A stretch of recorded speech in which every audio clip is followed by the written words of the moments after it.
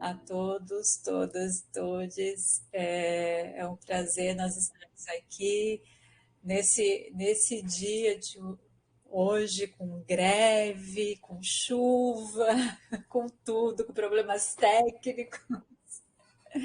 Mas sejam muito bem-vindos aqui no nosso último dia, no nosso workshop Aprenda a Credenciar e Ofertar Cursos de Especialização e Aperfeiçoamento. E mesmo com o nosso regimento, né, que nós falamos isso em todos os nossos as nossas falas, todos os nossos dias, nós frisamos bastante sobre isso, que agora o TCC ele não é mais obrigatório.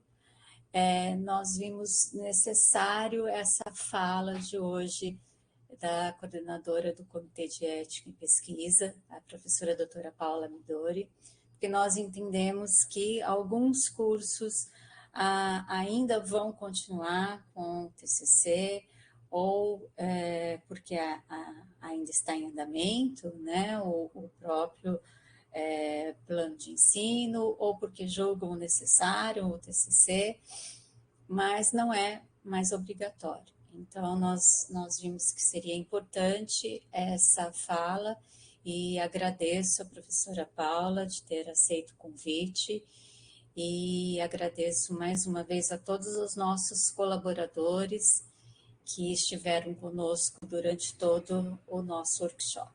Então, professora Paula, passo a palavra, mais uma vez agradeço.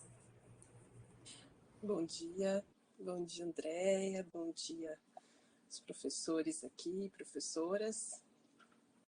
E, em geral, acho que todos os professores, né, Andréia, é isso, né? Nós temos os secretários também, temos pais, temos... que assessoram, né, os cursos, legal. Ou que propõem os cursos, né? Então, bom dia. Peço desculpas aí pelos problemas técnicos, mas mesmo pegando um outro computador ainda tive problemas, né?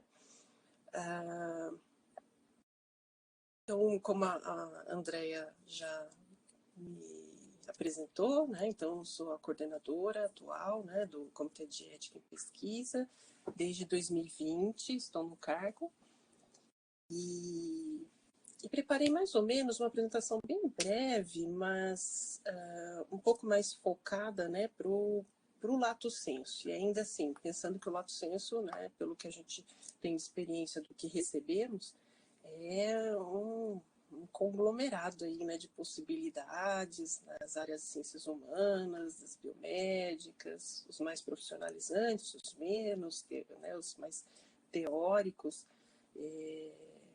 Acho que tem especialização, né, aperfeiçoamento, possibilidade de cursos de atualização também. Então, muito bacana essa oportunidade, e a gente percebe mesmo que há muitas dúvidas, né? A gente tenta, na medida do possível, assessorá-los, né, seja por e-mail, por telefone, na medida que a gente receba também o projeto, né, a gente também tenta explicar um pouco melhor, pormenorizar as pendências. Estamos alimentando o nosso site também, né, todas as semanas, sempre que possível, a gente está atualizando para trazer mais informação e dessa forma facilitar essa proposta, né, para os cursos e para os próprios alunos, né, do lato sensu. Então, vou pedir para passar o slide.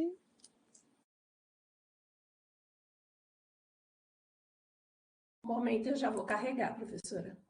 Tá bom.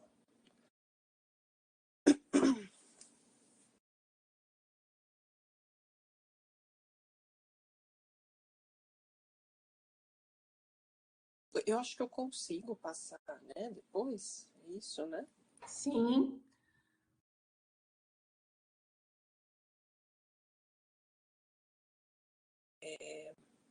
Só um minutinho, que eu vou te tornar... apresentador, né? Isso. É pelo computador, né? Pelo computador, por favor. Pode verificar se está funcionando, professora? São as setinhas logo embaixo do slide. Não, ele fala assim, ó, que eu tenho que ser apresentador para compartilhar. Não. Ah, não. Não é isso. Não, não aparece setinhas, não.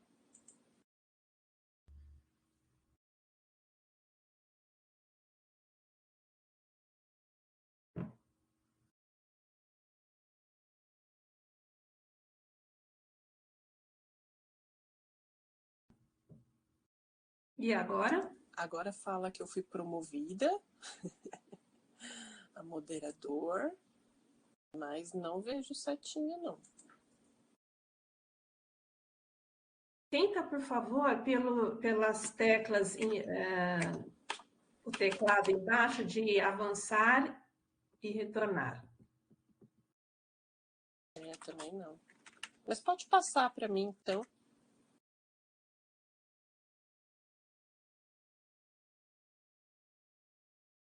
Ah, já sei, você colocou para mim aqui no celular. Agora foi. Mas tudo bem, eu faço aqui pelo celular. Eu posso pôr pelo computador também. Tanto faz. Bom, então eu vou falar um pouquinho de quem somos, né? Como que a gente trabalha internamente, que eu acho que o comitê de ética, né? A gente fica muito fechadinho lá na sala, né? E as pessoas muitas vezes não conseguem entender como que a gente funciona. Então, por isso, toda vez eu gosto de mostrar, né? E explicar como que é a tramitação, né? Quando um projeto chega. E falar um pouquinho das resoluções que norteiam o envio e a análise dos projetos de pesquisa. Tá? Lembrando sempre, eu falo sempre em todos os colegiados em que eu vou, né, em todos os conselhos, os CEPs são colegiados, né, de caráter consultivo, deliberativo e educativo, e que foram criados, né, estão abarcados dentro do sistema CEP-CONEP para defender os interesses dos participantes de pesquisa, na sua integridade. Então, assim, toda vez que vem uma demanda, né, o olhar, né, do projeto, né, o olhar que a gente tem para o projeto, o olhar que a gente tem para aquela demanda, uma queixa, né, quando o participante traz uma queixa, quando um participante ou um pesquisador traz uma denúncia, o nosso olhar é sempre da perspectiva do participante. Tá? Então, o CEP ele existe para proteger o participante. Né? Então, muitas vezes, assim, a gente já lidou com situações muito delicadas, né, dentro do CEP, de queixas, queixas às vezes graves, leves, ou até mesmo denúncias, e o pesquisador nos pergunta assim, mas vocês vão me orientar? Né? E a gente fala assim, não, na verdade, o CEP existe para defender o participante. Então, é essa a perspectiva nossa, é esse o olhar, né? Então, é esse o olhar que a gente tem para com o projeto, para com a proposta. Né? Então, o que a gente fala para o pessoal que manda projeto, olha, mande um projeto para o CEP, né? Para que a gente possa entender o que vai ser feito e como você vai cuidar desse participante, né? De que forma ele vai contribuir com o seu projeto, né? Mas como você está cuidando dele. Então, o projeto é para o CEP, tá? Nessa perspectiva, é nesse lugar em que a gente se encontra. Aí, eu coloquei aqui só uma cronologia, né, de onde partimos, né, de onde que partem as nossas diretrizes, nossas resoluções, no que elas se baseiam até os dias de hoje, né, e onde que o CEP Unifesp se localizou, né, e se desenvolveu, né, toda essa trajetória. Então, começamos ali, a gente já resgata, né, o Tribunal de Nuremberg, em 1947, no julgamento dos crimes de guerra. Foi aí que, pela primeira vez, né, se falou em consentimento do sujeito de pesquisa. Né? Então, tornar um participante, né, mas a convite. Né? A convite sem, né, aquela imposição, sem crueldade, né, sem trazer prejuízo a ele. Tá? Então, foi lá em 47, quando a gente começou a falar do convite, do consentimento livre e esclarecido. Né?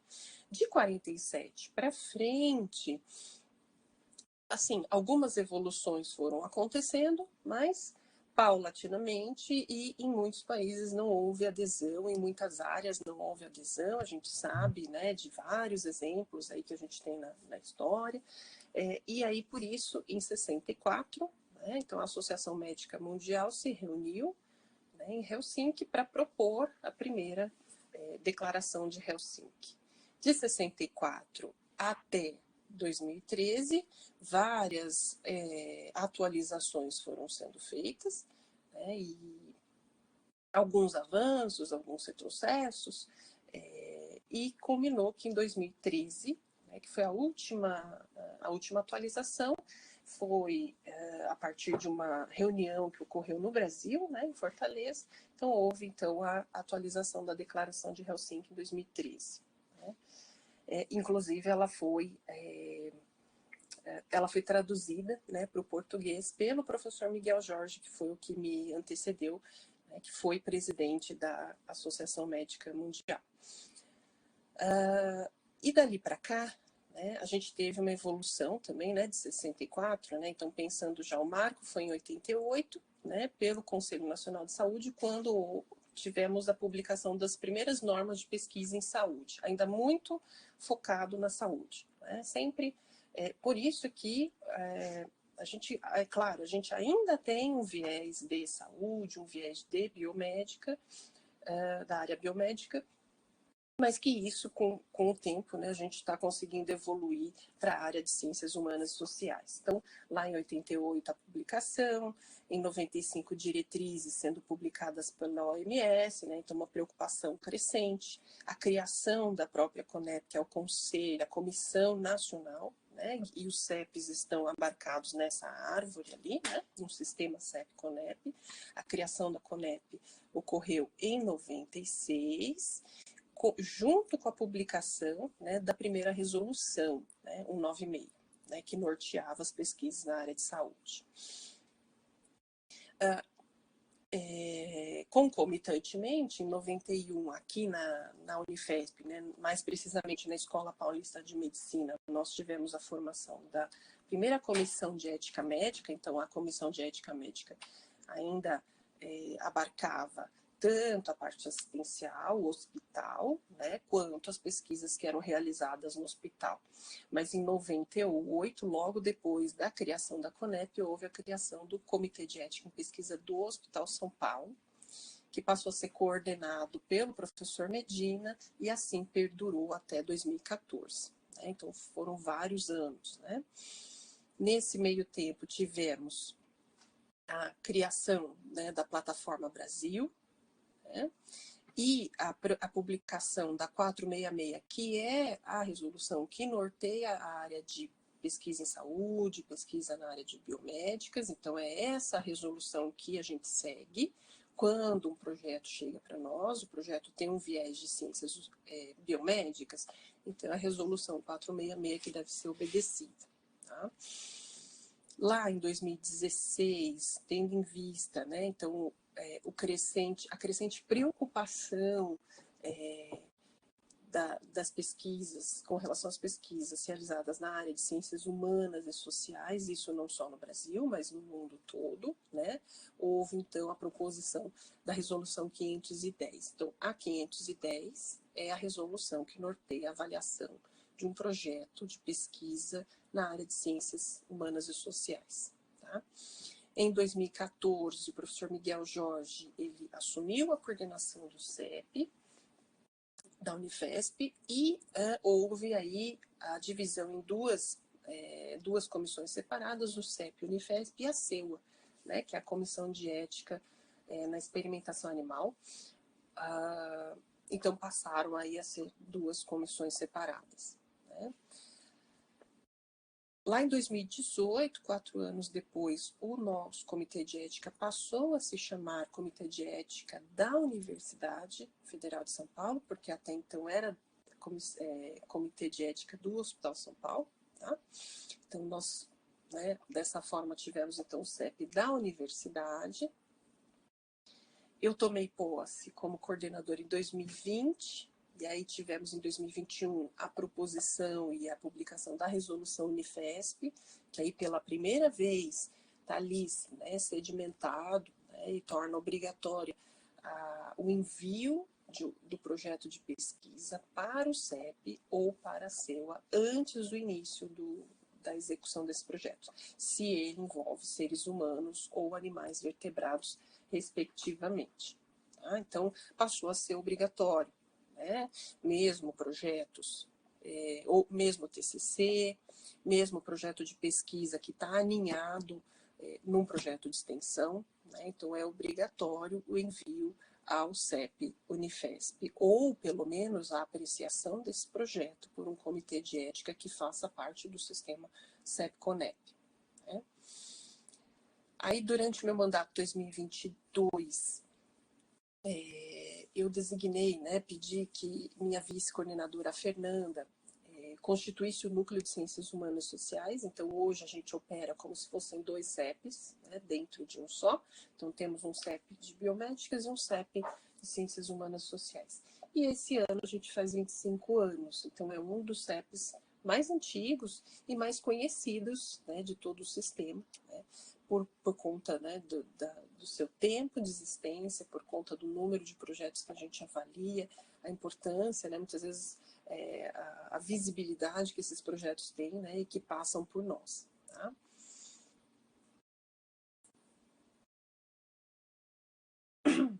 Aí, olha só, né, falando um pouquinho de quem somos, então estou na coordenação, eu sou do campus de Diadema, a professora Fernanda Cruz é do campus de Guarulhos, minha vice, minha outra vice, a professora Maria Angélica Peterlini, que é do campus São Paulo, da enfermagem, então a gente sempre procura fazer, né, uma gestão que consiga representar todos os campos, para a gente ter esse olhar mesmo, né, trazer as demandas, né, as necessidades, os desafios de cada campo e trazer as especificidades também, né, das áreas, né, das diferentes áreas. Na secretaria, né, então atualmente temos o Elvis e o Marcelo, o Rodolfo está aqui assim, mas por conta, né, de estar logo aposentando. Na assessoria técnica, a gente está num momento assim, de muita dificuldade, então isso eu já adianto aqui para vocês. A Andréia está em licença maternidade desde maio e por isso a gente está enfrentando aí um represamento, né, dos nossos processos, alguns atrasos de prazo, temos tido problemas, sim, a gente reconhece, e isso, inclusive, vou comentar com vocês com relação à demanda da extensão. Tá? A Simone é uma funcionária emprestada do Departamento de Cardiologia e ela fica conosco meio período. Tá? Não é do CEP, mas ela nos ajuda muito, muito, muito. Né? Então, dentro do CEP temos um núcleo, né, um núcleo de ciências humanas. Essa aqui é a lista dos nossos relatores voluntários. Né? Então, eu sempre ressalto, é um trabalho voluntário, que demanda muito tempo. Né? Então, é de agradecer, né, de agradecer o papel fundamental que eles têm, mas, ao mesmo tempo, manifestar aqui para vocês uma preocupação muito grande que a gente tem pela rotatividade. Né? Então, muitos relatores entram, ficam poucos meses e saem, porque eles percebem que é um volume de trabalho importante, né, na vida deles. Somos voluntários, então não há uma retribuição financeira, somos todos voluntários a partir da coordenação, né, e por isso a dificuldade. Tá? Então, até às vezes a gente recebe sugestões assim, puxa, meu projeto está atrasado. Aí eu falo, olha, a gente está com problema de relatores, né? Não tem relator na área, o relator está de férias, da sua área está de férias, né? A gente tem que aguardar a volta. Mas manda para um ADOC, né? Então a gente fala, não existe a figura do ADOC no CEP. A gente não pode mandar um projeto para qualquer pessoa. Tá? Então, o relator é uma pessoa escolhida, treinada, e que a CONEP aprova depois a indicação desse nome. Né? Então, não tem essa figura, a figura do ADOC, ela existe somente em casos assim, extremamente excepcionais. Tá? Então, a gente conta com a boa vontade desses relatores aqui, né, listados para avaliar os projetos. E aí, sendo um CEP único da universidade, é isso aqui que eu tenho quando olho para o CEP, tá? Então, é isso, diferente da USP, diferente da Unicamp. A Unicamp, por exemplo, hoje tem 4 CEPs, né? A USP eu não sei o número, mas provavelmente em torno de 4 também.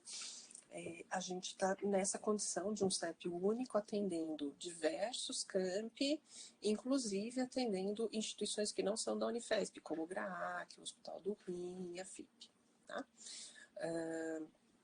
Então, em termos de números, né, nós recebemos, em média, 6 projetos por dia trabalhado. Né? Então, são muitos projetos novos chegando, fora os projetos pendenciados, né, que retornam, fora as notificações, as emendas, né? Então é um volume, assim, extraordinário. E num semestre, por exemplo, tivemos 12 plenárias, a gente faz sempre 4 plenárias ao mês, sendo 2 da biomédicas e 2 das ciências humanas. A cada 15 dias a gente faz as plenárias justamente para tentar liberar o quanto antes o projeto. Fazendo um total, no primeiro semestre foram número de pareceres emitidos, 1.700 pareceres. Né?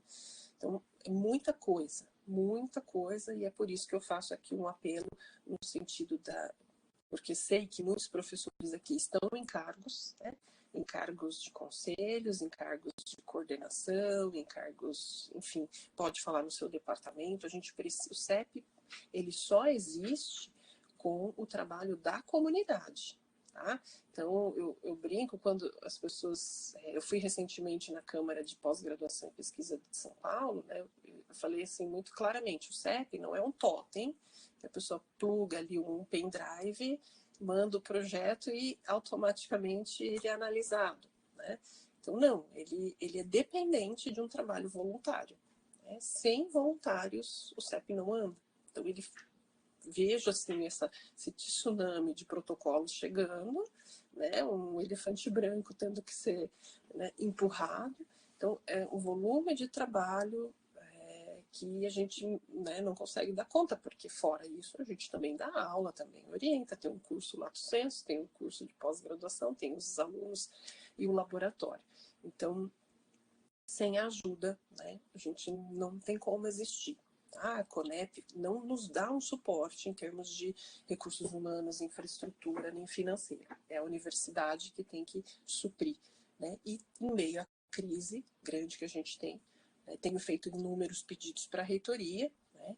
E na medida do possível, né, é que a reitoria consegue ou não nos atender. Tá? E aí, como é que é a tramitação? Então, vocês, pesquisadores, né, enviam o projeto via Plataforma Brasil. De acordo com a normativa, nós temos 7 dias para fazer o recebimento e a validação. Então, nesse meio tempo, o secretário avalia se a documentação está correta, se está faltando alguma coisa. Né? E só quando é validado, né, o protocolo, é que começa a contar o tempo de análise, tá? Não é no momento do envio, né? Então, a gente tem 7 dias, a gente tem, até coloquei o verdinho, porque a gente tem atendido esse prazo, tá? Esse prazo regimental. Então, passou pela secretaria, esse projeto, com a sua documentação, vai para os TAIs, né, que é a equipe técnica científica, para fazer a nota técnica. Né? Então, o que é a nota técnica? Então, os nossos TAIs são treinados, eles têm mestrado, têm doutorado, né? Então, eles avaliam o projeto como, né, um funcionário de CEP, né, treinado para isso. Então, ele avalia toda a parte ética, de normativas, de resoluções e já levanta os principais problemas. Tá? Nesse meio tempo, então é feita essa nota técnica. Hoje, até coloquei um vermelhinho aqui, a gente está com uma fila de espera de 25 dias, é muito, a gente já teve menos, mas como eu falei, a gente está com uma funcionária a menos, né, desde maio, e com isso a gente foi represando, né? Por mais que a gente tenha tentado, né, passar, mas não consegue.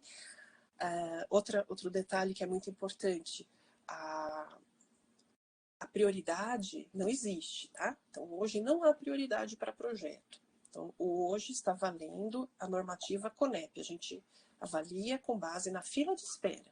Então, não adianta o pesquisador falar assim, né, mandar e-mail. Muitos mandam, olha, por favor, passa o meu na frente, o meu é prioritário, e por conta disso, daquilo. Não tem prioridade. A gente não tem capacidade, até ética e moral, né, para dizer quem que é prioritário. Todo mundo ali é prioritário, está todo mundo com pressa, né? Então, a gente obedece uma fila de espera. Na época da Covid, a CONEP pediu prioridade para os projetos Covid, aí isso foi atendido. Acabou a Covid, né, acabou a pandemia, essa prioridade acabou, tá? Então, a gente segue uma fila de espera. Hoje, o que a gente tem? A gente tem somente 2 TAIs, né, da Unifesp, e 2 contratados CLT num regime provisório, tá? Então, para dar conta desses 6 projetos novos por dia que chegam, né? Depois, o relator ele recebe o projeto com a nota técnica, e a gente tem dado para o relator 20 dias, né, de análise. Né? Então, o que é curto, né, é um período curto. Então, muitas vezes acontece, né, de passar esse tempo. Então, por isso que hoje a nossa tramitação tem chegado a 50 dias, muitas vezes, a primeira análise, né, porque a primeira é a mais demorada por conta dessa fase de nota técnica. Depois que o relator libera, plenária, isso vai para a plenária, é redigido o parecer, né, pelo relator, mas ele ainda vai para uma revisão feita pelo Tiago, que é um desses tais aqui. O Tiago faz a revisão junto comigo e a gente libera.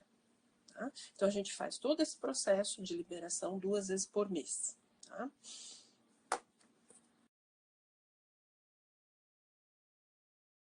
Você mudou aqui. Isso, primeiro envia pela plataforma. Tudo é pela plataforma, tá? A gente não recebe nada em papel, a gente não pode, na verdade. Tá? Então, a gente tem todo o nosso sistema de trabalho, ele é normatizado pela CONEP. Tá? Então, a gente não foge do que a CONEP nos pede. Então, a gente não pode avaliar e-mail, documento por e-mail. Né? Às vezes a pessoa manda documento por e-mail, não pode. Tem que ser tudo pela plataforma. Tá? Então, tudo ali pela plataforma. E aí, como eu falei, em 2021 a gente carecia ainda, né, de uma normativa, de uma resolução que dissesse claramente dentro da universidade, olha, você não pode começar um projeto com seres humanos sem submeter e ter esse projeto apreciado, né? Primeiro tem que ter a aprovação de um comitê de ética. E aí veio então a proposta da resolução 200 de 2021. Tá?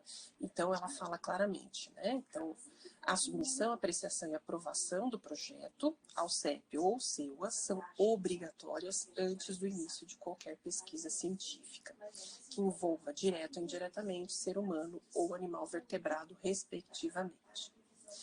E, mais claramente, né? O CEP e a CEUA não receberão para apreciação projetos de pesquisa já iniciados. Né? Então, muitas vezes a gente recebia projeto que a gente ainda recebe projetos, né, que a gente percebe que já começou, né, um projeto de pesquisa, não um projeto de extensão, tá? Um projeto de pesquisa, né, já iniciou ou às vezes já terminou, então a gente recusa, tá?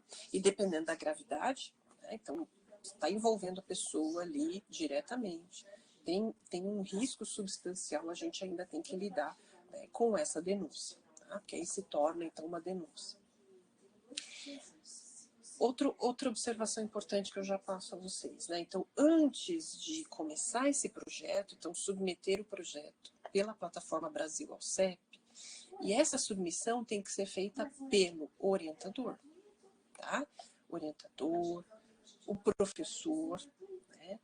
É um professor, é um docente, ou é um TAI, né, da universidade, ou é um professor orientador credenciado de um programa de pós-graduação da Unifesp. Tá? Então, são essas condições que existem e que estão colocadas na resolução e a gente tem que obedecer.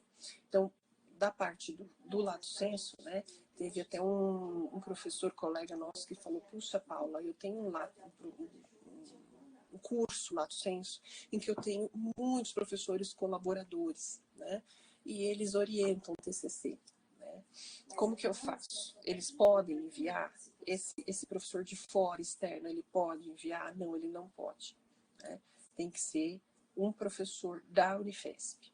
Então, ou um professor docente da Unifesp, ou pelo menos afiliado, ele tem um registro, né, no sistema da Unifesp, ou ele é um TAI da Unifesp, ele é um servidor, ou ele é um professor credenciado em um programa de pós-graduação, tá?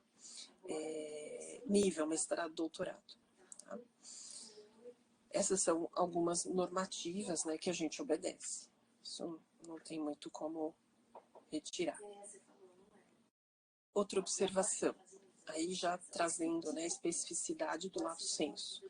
Puxa, comecei um projeto de extensão, comecei um lato sensu, estou achando interessante, acho que vai dar para aproveitar para uma pesquisa, eu vou poder fazer um TCC com isso. E aí, no artigo 7º, está lá, caso surja, durante o planejamento ou a execução de atividades de educação e ensino, de treinamento ou de projeto de extensão, a intenção de incorporação desse resultado num TCC, vou publicar isso numa revista, então você aí sim apresenta o protocolo de pesquisa ao CEP ou à CEU. Tá? Se você não tem essa certeza, você começou um projeto de extensão, tem o seu lato sensu, mas você não tem a intenção de publicar, né, não vai defender um TCC, não está atrelado um mestrado ou um doutorado, então não é necessário enviar o CEP. E por que eu digo isso? Né? Frente à demanda enorme que nós temos, né, então a gente sugere, né, que não se envie um projeto puramente de extensão, porque senão a gente vai ter que recusar. Tá? E aí vem, além das resoluções que eu comentei, né, 466, Ciências Biomédicas, e 510, Ciências Humanas, caso, né, então, o seu curso, né, tem essa vocação, Ciências da Saúde Biomédicas, leia a 466 e siga a 466. Não, ele tem uma vocação de ciências humanas, 510.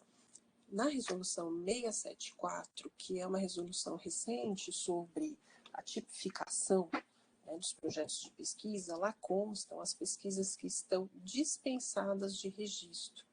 E aí eu trouxe aqui pormenorizado para a gente ir devagarzinho discutindo elas, ponto a ponto, tá? Então, eu acho que é importante assim, né?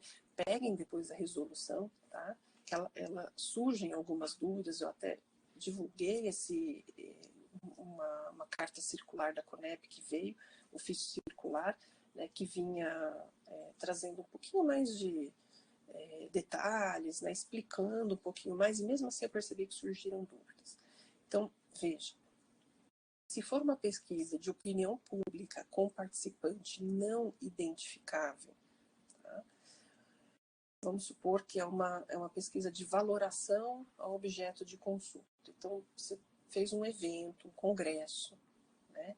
Tem uma pessoa solta ali em pé, perguntando assim, olha, gostou do congresso? Gostou do congresso? Então, a CONEP, a grosso modo, ela fala o seguinte, o que é uma pesquisa de opinião pública? É resposta sim ou não. Né? Então, gostou, não gostou, tá? É só isso. Né? Então, é muito simples. Tá? Aí, realmente, você não precisa enviar esse projeto para o CEP.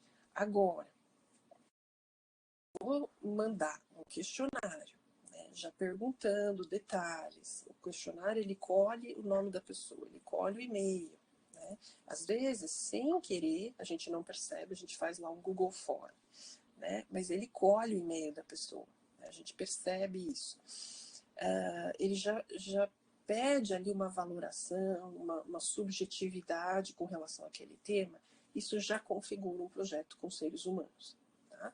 Ah, mas eu não vou perguntar o nome. Ah, eu não vou perguntar o e-mail, mas é um questionário com 20 questões. Isso é um projeto com seres humanos. Uma pesquisa dispensada.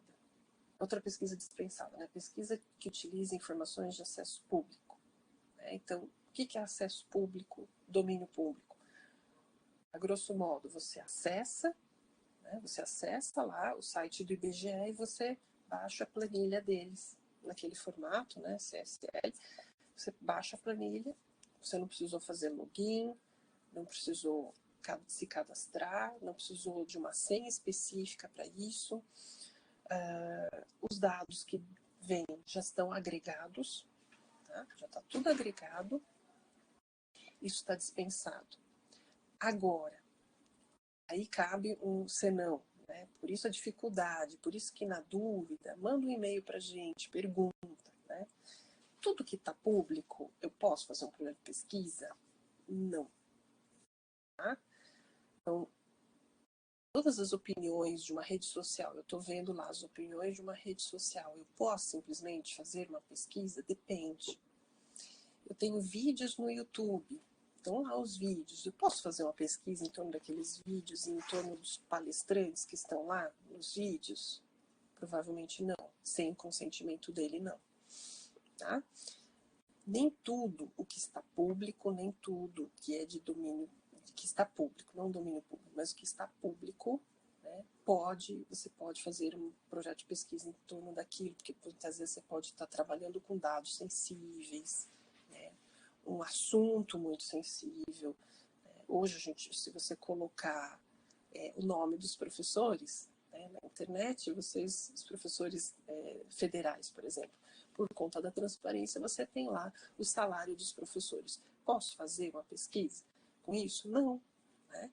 Então, a menos que ele te dê o consentimento. Né? Então, posso fazer uma pesquisa sem passar pelo sistema CEP-CONEP? Então, quando a gente fala aqui, né, acesso público, tem que ser nos termos da lei. Tá? Então, acessar a lei, observar. Surgiu dúvida, manda a pergunta para a gente, tá? Por e-mail. Domínio público aqui seriam aqueles, né, livros, poemas, obras de arte de domínio público. Tá?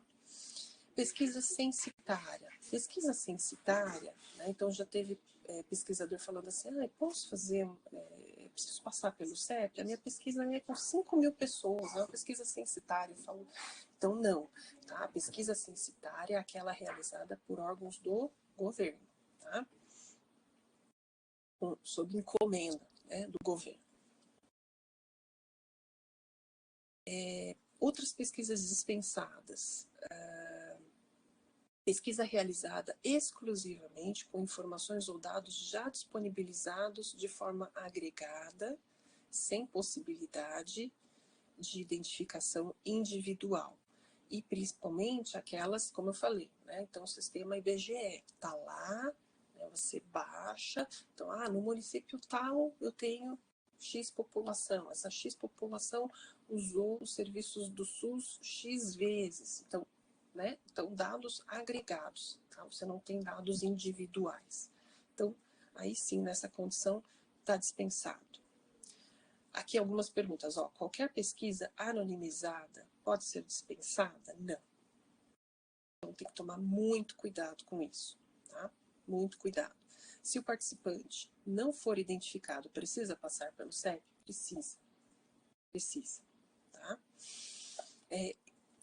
Aqui, quando você fala, né, pesquisa anonimizada, participante não identificado, eu vou dar um exemplo, que é o que a gente sempre usa para explicar. Imagina uma pesquisa numa cidade bem pequenininha, né, uma cidade pequena, 5.000 habitantes, e eu estou trabalhando com uma doença rara. Na cidade todo mundo sabe quem é que tem aquela doença rara. Mas eu não vou falar o nome, né?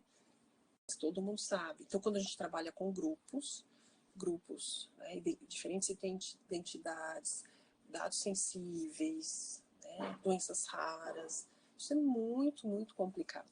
Tá? Então, na dúvida, manda para o CEP.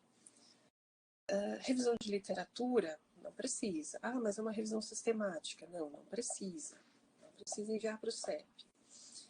Aqui, pesquisa que objetivo o aprofundamento teórico de situações que emergem espontânea e contingencialmente na prática profissional. Então, puxa, fiz um lato sensu diferente dessa vez. Eu fiz assim uma metodologia diferente, levei as pessoas para o campo, fiz uma metodologia ativa assim assada. Eu quero destrinchar isso, né, a minha experiência profissional, né, vou aprofundar, vou dizer qual foi o embasamento, não vou lidar com a opinião dos alunos, não vou coletar a opinião de aluno, não.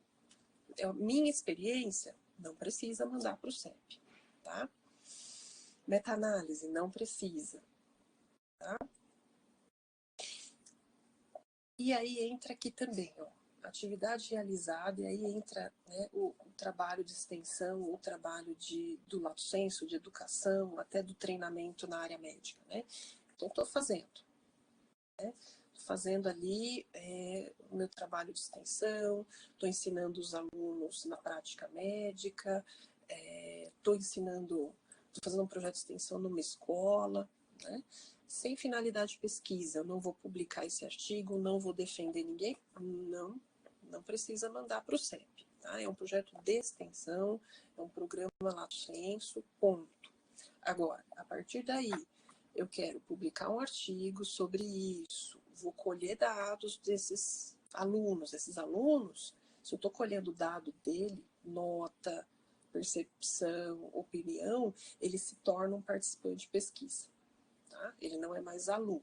Então, se eu estou fazendo um projeto científico, que eu vou coletar dados deles, aí, e vou publicar isso, então ele se tornou um participante de pesquisa. Vou defender um TCC com esses dados, vou defender um mestrado, tem um aluno de mestrado implicado nisso, então eu mando. Tá? E aí, como que eu posso fazer isso? Eu posso fazer isso antes, né, quando eu já tenho o projeto de extensão e vou começar o projeto de extensão, mas eu já sei, né, eu tenho certeza, eu já sei que eu vou colher esses dados, então eu quero fazer desde o início, quero já ter o termo de consentimento, vou aplicar o termo de consentimento para os alunos, então já faço antes. Ou se durante ali, né, ou para o final, eu falei, puxa vida, eu não tinha intenção, mas não é que deu certo, não é que pode ser legal publicar esse dado, então manda para a gente, aí manda. Né? A gente vai avaliar o que foi feito, provavelmente você vai pedir o consentimento, vai ter que pedir o consentimento desses alunos, desses participantes, e aí sim você manda para a gente. Tá? Então não há problema em mandar depois, quando era um projeto de extensão. Tá? Isso tem que ficar muito claro, porque, como foi dito antes, né? Se a gente percebe que já era um projeto de pesquisa, foi feito e está mandando depois, aí a gente não aceita. Se era assim, o projeto de extensão, a gente percebe, né? Então, o projeto de extensão estava registrado, né, bonitinho, então, ok, a gente vai avaliar, tá? Se tem mais algum dado aqui. Essa parte aqui, ó, é muito do campus Osasco, né? Então, pesquisa de mercado. Tá? Se for pesquisa de mercado pura, né? Então, uma empresa está fazendo lá, né, uma pesquisa de mercado para ela vender mais. Né? Isso não é uma pesquisa científica. Né? Então, não precisa mandar para o CEP. Agora, é um docente envolvendo um aluno, estou fazendo uma pesquisa, quero ver se o pão vende, se não vende e tal, né? E vou defender, né, um TCC, um mestrado, doutorado com esses dados, então ele passou a ser um projeto de pesquisa. Tá? Então, e aí manda para a gente. Se não vai usar células e tecidos humanos nem dados, né, vou só usar bactéria, né, então são colônias de bactérias, eu tenho um repositório de bactérias, uma biblioteca, bactéria, fungo, já não está no tecido humano, não vou acessar um humano para colher essa bactéria, então, também. Ou então é um projeto de bancada, né? Eu estou comprando linhagem celular, não precisa mandar para o CEP. Tá? E, finalmente, atividade cuja finalidade seja descrever ou analisar um processo produtivo ou administrativo. De novo, é a prática profissional. Estou dentro de uma empresa, uma prática profissional. Eu não estou envolvendo opinião de funcionário, né? Então, porque se eu envolvo opinião de funcionário, aí começa a sensibilizar o processo e começa a aumentar o risco do projeto, tá? Então, aí, se não, se é só uma cadeia produtiva ali, quero avaliar a produção, aumentou, não aumentou, enfim, né? Isso não precisa ser enviado ao CEP, tá? Não, sim, não, anonimizar é um requisito, não, é um requisito para fazer o projeto, tá, Camila? Assim, e aí, com relação à anonimização de dados e tudo mais, eu trouxe aqui esse fluxograma, porque essa é uma minuta, né, de uma resolução para o uso e constituição de bancos de dados. A CONEP deixou em consulta pública até a semana passada, tá? Porque com o uso massivo de banco de dados, principalmente durante a pandemia, isso cresceu muito. E durante a pandemia entrou em vigor a LGPD. A gente se viu aí numa dificuldade, né, de julgar, de entender o processo e de proteger o detentor daquele dado, que é a pessoa, né? Então a gente sente na pele isso quando todo dia, seja a Claro, a Vivo ou qualquer outra empresa, fica nos ligando, né? Então, por que ela está nos ligando? Porque ela tem o nosso telefone e ela sabe o nosso nome. E de onde ela tirou isso? Bom, ela tirou de um banco de dados. E quem que deu o meu dado? Né? Então a gente sente na pele isso. Então é essa preocupação que a gente tem com relação aos donos dos dados quando eles são incluídos como participante num projeto sem serem consultados, tá? Então, seja a criança na escola, os seus dados escolares, né? Seja o paciente no hospital, né? Os dados que estão lá é do aluno, né? Os dados que estão no hospital é do paciente, o prontuário é do paciente, né? Tanto é que a gente fala hoje, né? Prontuário do paciente, tá? Então, diante dessa dificuldade, né, diante da lei que foi publicada, então a gente começou a mudar os nossos processos, nossos entendimentos, a gente começou a trabalhar em cima disso e por muita pressão também, né, a gente pedia muito para a CONEP isso, né, uma resolução que nos norteasse. Então, achei esse fluxograma muito bom, ele ainda está em consulta, tá, gente? Mas ele já tem nos ajudado a nortear aí algumas decisões, né? Então, veja, se eu estou constituindo um banco de dados, tá? Então eu vou fazer um banco de dados a partir de dados que as pessoas estão me dando, né? Então, estou constituindo. No âmbito de uma pesquisa, eu tenho que ter um TCLE, eu tenho que ter esse projeto passado e aprovado pelo Comitê de Ética, tá? Isso é uma coisa. Se o banco de dados foi constituído fora do ambiente de pesquisa, ou seja, ele está numa empresa, ele está numa escola, ele está no meu curso Lato Sensu, né? Está no meu curso. Com o meu curso eu estou fazendo um banco de dados. Ele está no hospital, ele está numa clínica, né? Como que eu posso trabalhar com esses dados? Se eu receber esses dados anonimizados pelo controlador, tá?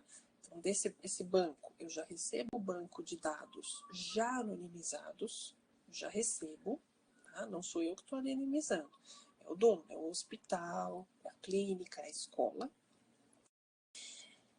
O CEP analisa esse projeto, o projeto tem que passar por nós, analisa e pode dispensar o TCLE, o termo de consentimento livre esclarecido, tá?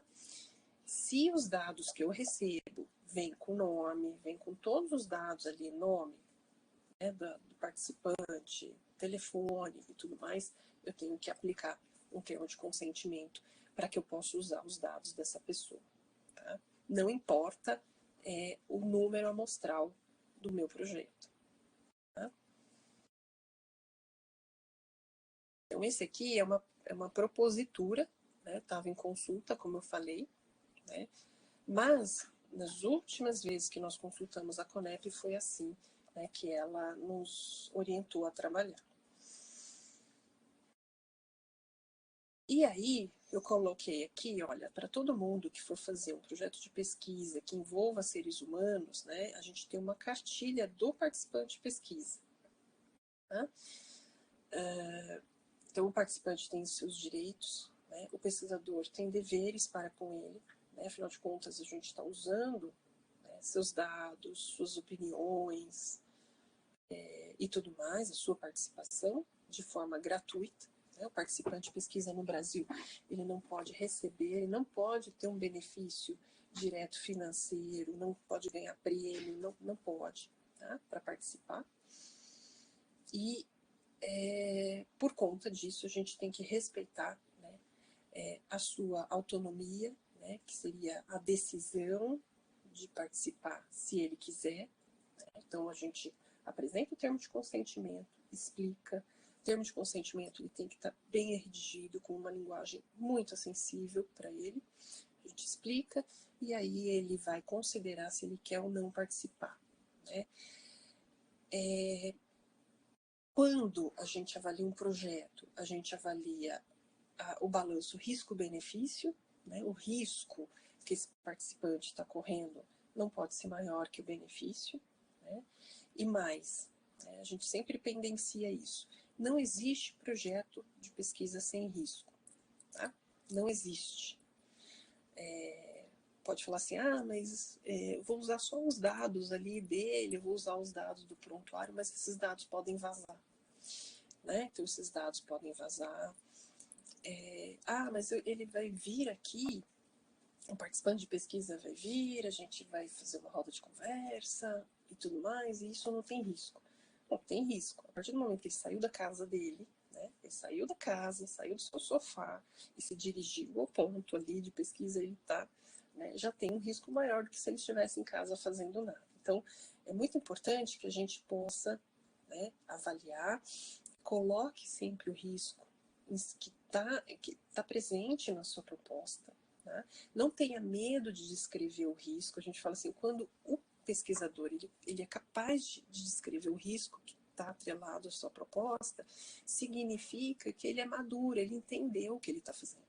Tá? Então não tenha medo de descrever o risco. É importante, porque quando você descreve o risco, a gente sabe que você está ciente que vai tentar proteger, vai tentar minimizar. Tá? E sempre lembrar, né, então a palavra sujeito a gente já não usa mais, a gente usa participante, afinal de contas a pessoa participa, se quiser, né, ele não se sujeita, ele participa. Tá?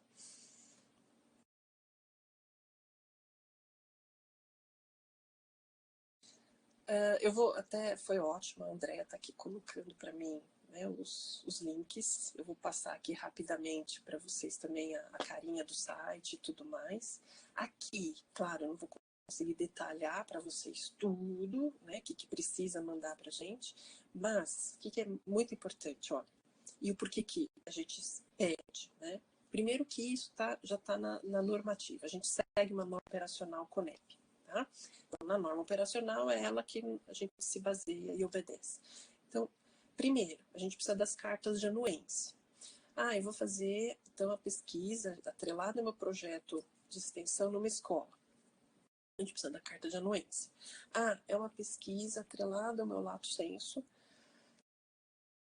que eu faço aqui na universidade. Eu preciso da carta de anuência. Nesse caso, do seu chefe de departamento, do seu diretor acadêmico, vai depender da delegação de assinatura. Isso cada campus, cada departamento faz, né, de um jeito. Tá? Então, eu preciso saber a formalização, né, e atribuição e distribuição de responsabilidades, né, daquele projeto. Então, todo projeto implica em risco. Se acontecer alguma coisa, quem responde por ele? Em primeiro lugar, o pesquisador responsável. É por isso que o pesquisador responsável tem que ser um docente, um funcionário da Unifesp. Tá? Não pode ser um aluno. Depois desse, quem mais responde? Departamento, direção. Tá? Então, da onde esse projeto está abrigado. verificação das condições de execução da pesquisa. Então, a gente olha a infraestrutura, os recursos humanos, porque, né, onde esse participante vai, né? Ele faz parte ali, ele vai, é um relato de caso, né, de um paciente, ele está sendo atendido no ambulatório. Então, a gente precisa saber que ambulatório é esse, onde fica, quem está assistindo esse paciente e tudo mais. Tá? Análise dos requisitos técnicos científicos mínimos para execução da pesquisa. Então, a gente olha a metodologia? Sim, olha. A gente olha, isso é obrigatório, né? Não é uma opção. Às vezes o pesquisador fica bravo, fala assim, mas vocês tinham que olhar a ética do projeto, não a metodologia. A gente fala, não, mas se a metodologia está errada, esse projeto não é ético, né? Então, a gente olha, até porque está na normativa, a gente tem que olhar a metodologia. Então, se a gente percebe que há um erro grosseiro na metodologia, a gente vai apontar. Ponderação, como eu falei, entre riscos e benefícios. E o respeito à integridade e à segurança. Né? Então, a gente vai olhar, puxa, é um projeto invasivo, né? Implica em riscos, né, muito importantes. Então, a gente vai olhar o embasamento científico, o resultado prévio em torno daquilo, qual a população que você está usando, se o operador está treinado e também o quanto você está conseguindo proteger a privacidade desse participante. Tá?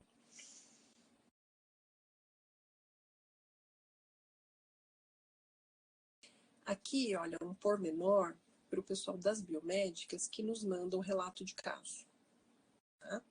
Existe uma carta circular, que é a 166/2018, tá? Em que ela orienta como você manda um relato de caso. Tá? Isso pode ser da área biomédica, mas se for um relato de caso de uma outra área, né, que não é necessariamente a área de saúde, você pode seguir mais ou menos essa mesma orientação. Então, você manda o relato de caso, ou o relato pronto, ou o projeto. No relato pronto, ele tem que estar pronto, o artigo prontinho, tá? Aquele trabalho pronto, já com o termo de consentimento que você pediu para aquele paciente, aquele participante assinar. Tá? Então, ele tem que estar pronto, redondo.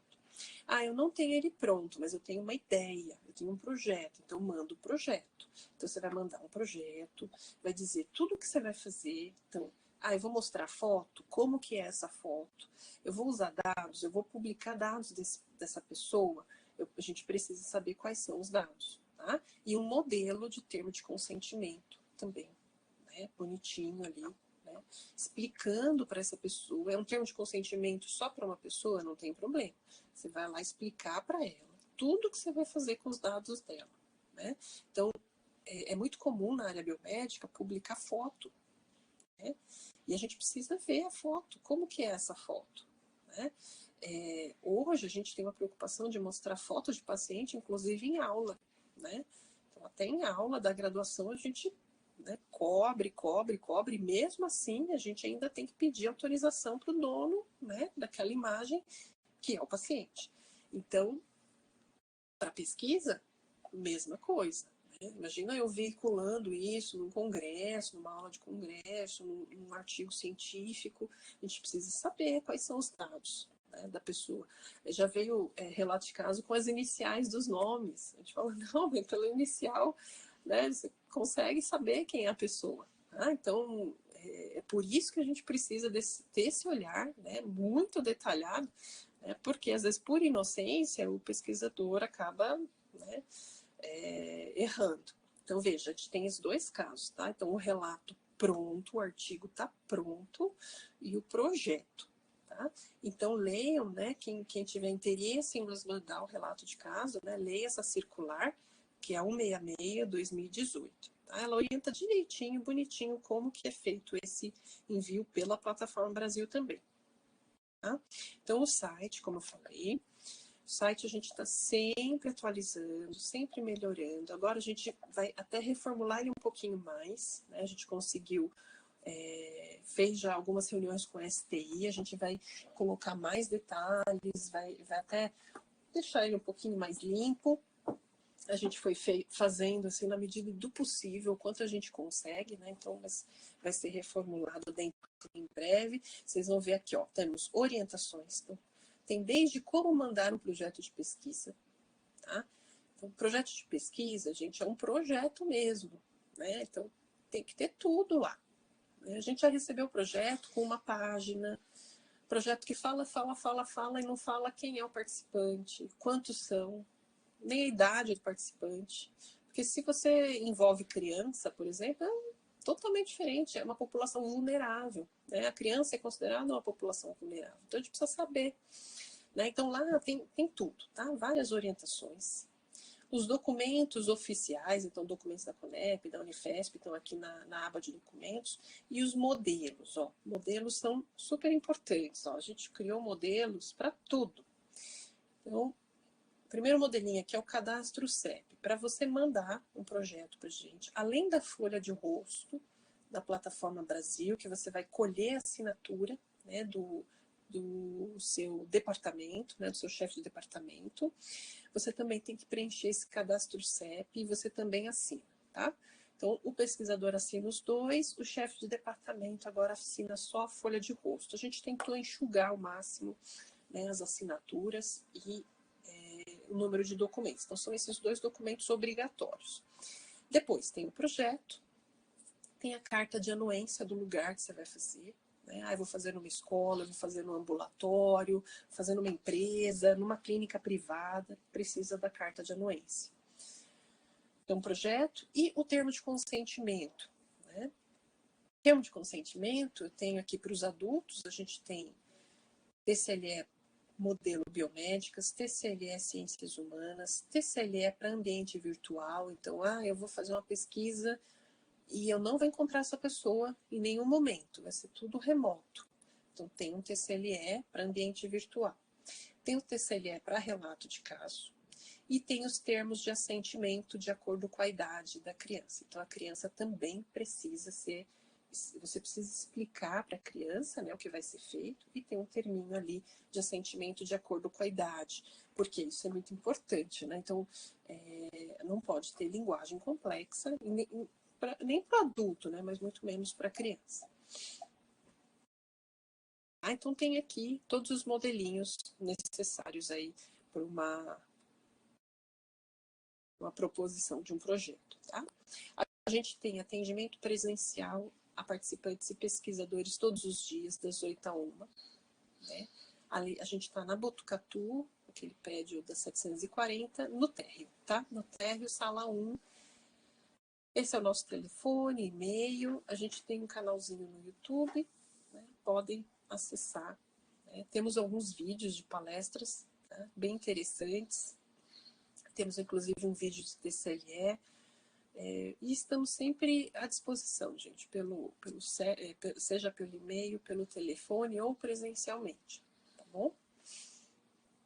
Bem, acho que esse era o meu último slide. Obrigada, professora Paula.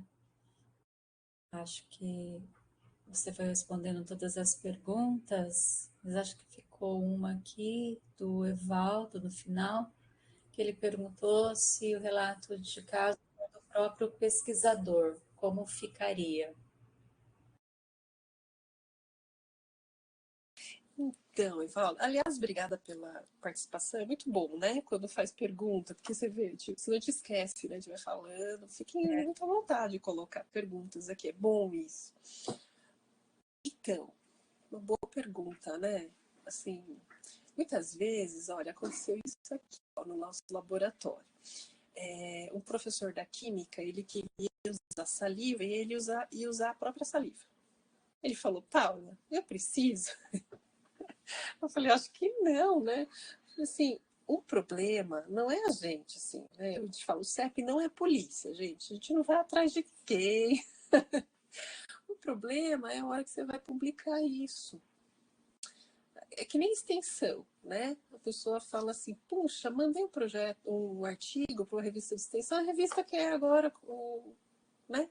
Quer o certificado do CEP. Então, assim, né, eu diria não, né? Não é tem cabimento, né? Você vê o projeto, é você o participante, vai fazer você assinar um termo de consentimento. Mas o problema é a revista pedir depois. Foi isso que até eu falei para o meu colega aqui. Falei assim, você fique preparado para responder depois. Porque a gente não tem como a gente emitir. Novamente, olha, a gente só trabalha com a plataforma. Então a gente não pode emitir nada por fora, sabe? Já nos pediram, você não me dá uma carta de isenção, né? Uma coisa assim. Então, assim, não, a gente não pode emitir nada. Nada, nada, nada. Tudo dentro da plataforma. Veja, já aconteceu, né, e ainda acontece, de pesquisador falar assim, olha, eu vou fazer com células, né, mas o patrocinador, ele precisa de um parecer, ele precisa, né? Então eu falo, nesses casos, a gente dá uma ajuda, assim, né?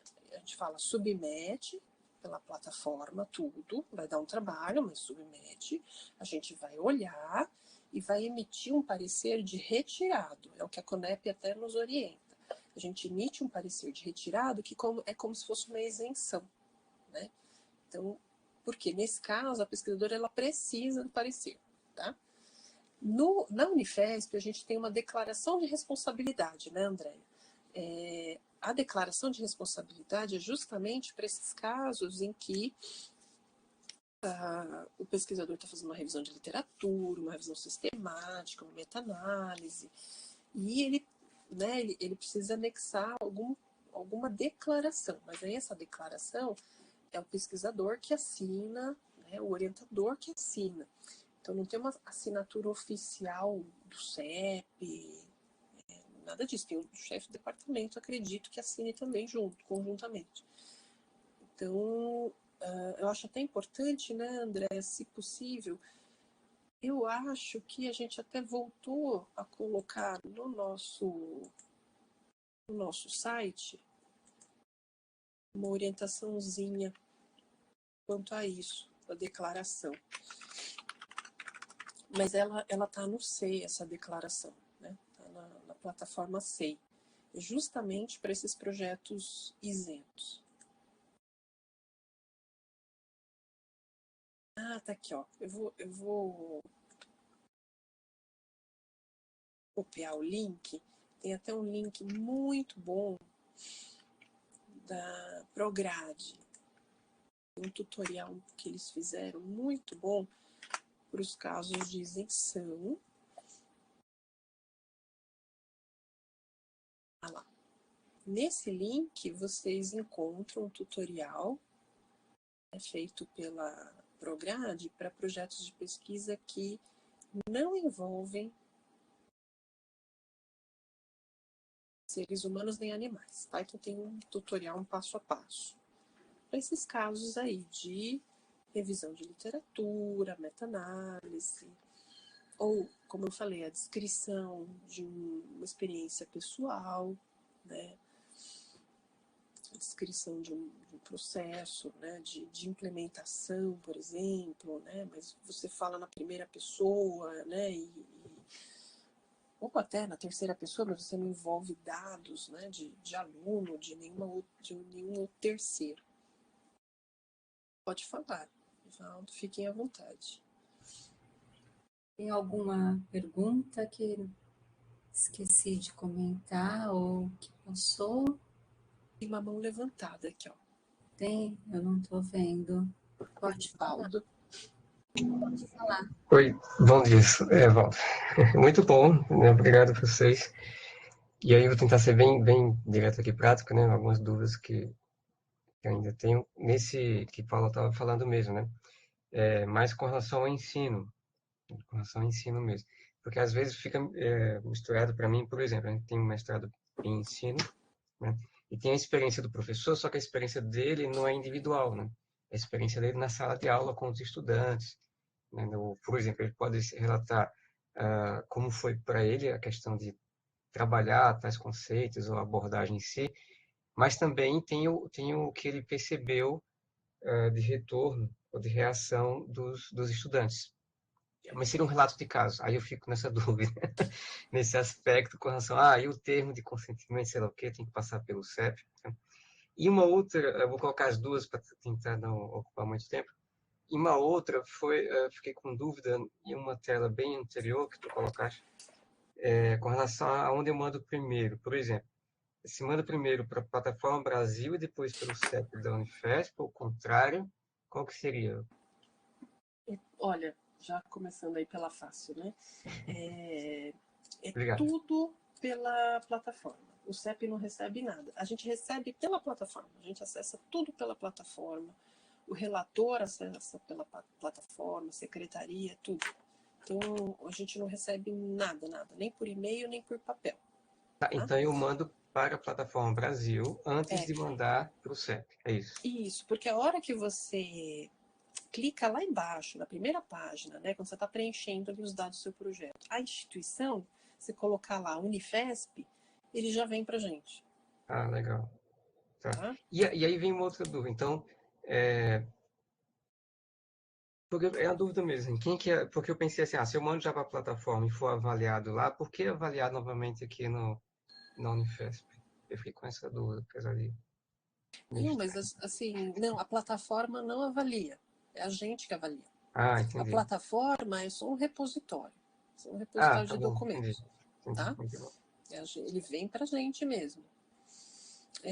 Agora, com relação a isso, né? Então, veja, começa a ficar complicado se o professor está descrevendo ali, né? Ele fala assim, tive um caso de um aluno que teve essa dificuldade, entendeu? Porque aí é aquela coisa, né? A pessoa que lê vai falar assim, eu sei quem é esse professor, eu trabalho com ele, eu sei quem é o aluno.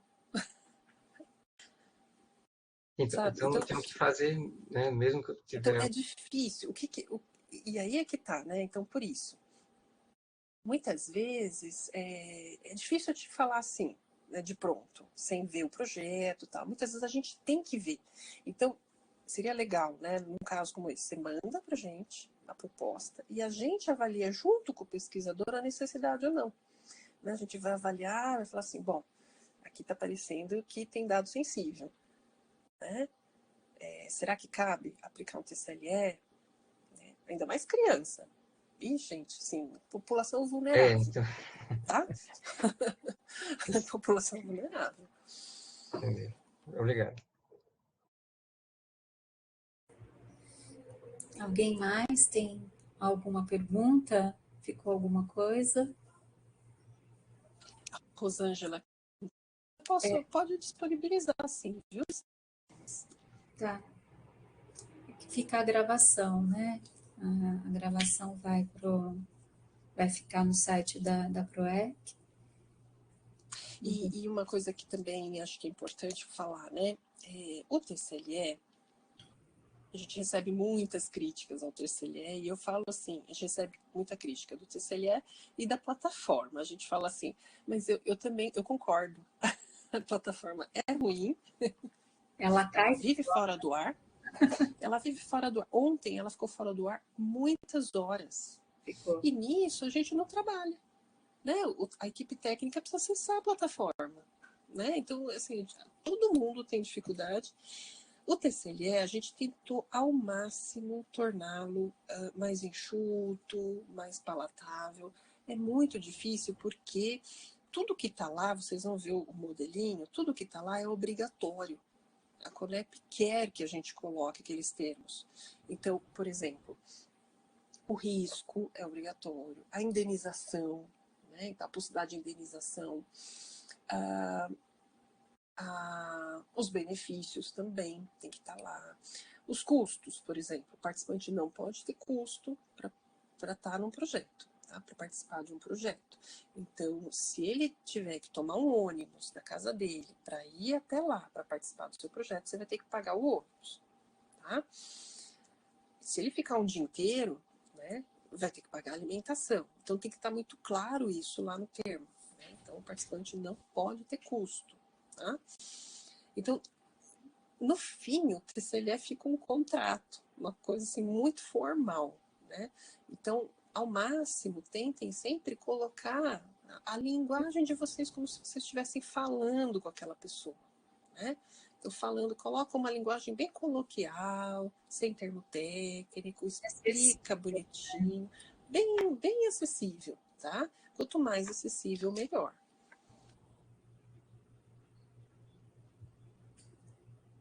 Mais alguma pergunta, pessoal? Nós disponibilizamos aí a lista de presença para vocês e nós preparamos uma atividade. Nós preparamos um Kahoot para a gente poder finalizar esse workshop.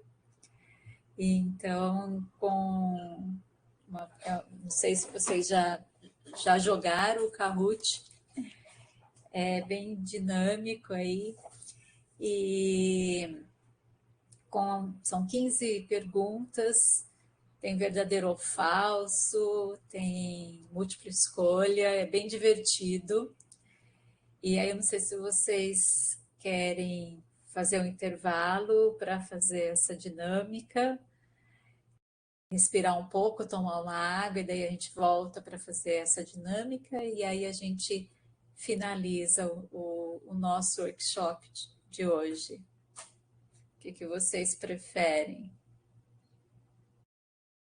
Pode ser direto?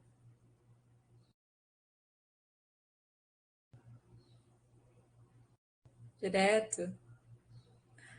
Professora Paula, mais uma vez, muito obrigada. Eu acho que foi excelente, acho que tirou várias dúvidas, é sempre muito bom.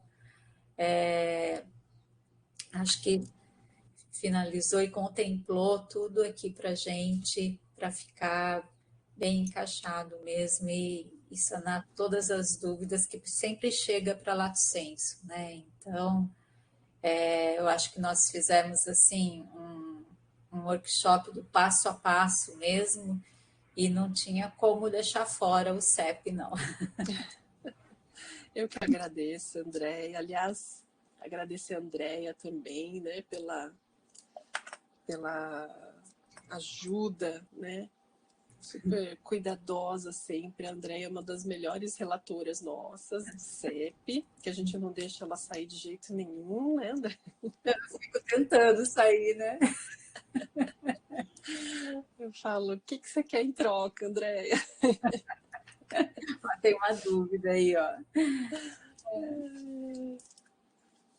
Ah, não, aí já não é do CEP. É com você. Mas eu que agradeço muito, viu? Foi um prazer. Obrigada mesmo. Muito obrigada, viu? Uma boa tarde. Se quiser ficar para fazer o Kahoot, fica à vontade. Obrigada, obrigada. Eu vou para lá, então. Atividades aí. Obrigada. Tchau, gente. Tchau, tchau. Tchau, tchau. Tá joia. Então, obrigada mais uma vez por esses três dias aí que vocês ficaram conosco. Espero que vocês tenham aproveitado. Qualquer coisa, nós estamos à disposição. E uma boa semana a todos. E muito obrigado mais uma vez pela colaboração de todos que nos apoiaram aqui nas palestras. Muito obrigado, viu? Obrigada a toda a equipe Lato Sensu, a equipe de apoio, e uma ótima semana aí a todos. Até a próxima e venham nos visitar na Lato Sensu. Tá bom? Tomar um café de terça de manhã, né, pessoal? Então, tá bom. Até a próxima, gente. Tchau, tchau. Tchau.